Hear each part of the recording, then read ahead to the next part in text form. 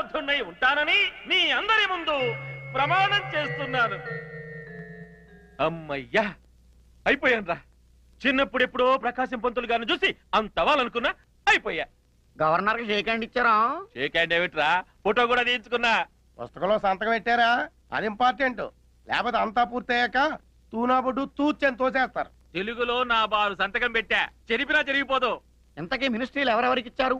పాత మొహాలెన్ని, కొత్త ఫేసులెన్ని? పాత మొహాల వాళ్ళందరి మీద కనిపిస్తే కాల్చివేత ఉత్తర్వులు పెట్టి మొత్తం బ్రాండ్ న్యూ ఫేసులు దింపుతా.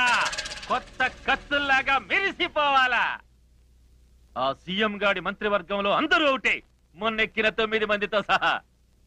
ఇక నుంచి నా మంత్రివర్గంలో అందరూ నా క్యాస్ట్ వాళ్ళే, నా ఏరియా వాళ్ళే. మరి మాకేంటి? మాకేంటంటే మినిస్ట్రీలు. నువ్వు హోమ్, నీ పక్కోడు రెవెన్యూ. కుమ్ముకుంట్రా.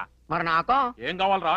సార్, పంచకట్టిన కానించి పంచాయతీ సర్పంచ్ గా ఫిక్స్ అయిపోయాను. ఒక్క మంత్రి పదవి ఇప్పించండి సార్, 10 కోట్లు కుమ్ముకుంటాను. అట్ట కాదు గాని హుడా చైర్మన్ అన్యాయం సార్, నాకు మినిస్ట్రీ ఇస్తాన్నారు కదా. ఎమ్మెల్యేలకు రా.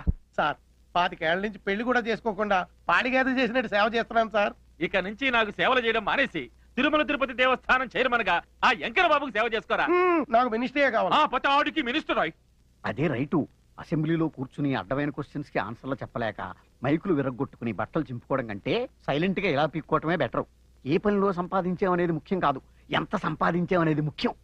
ఈ సూత్రాన్ని పాటించేనా ఇన్నాళ్ళు పక్కలేసావు.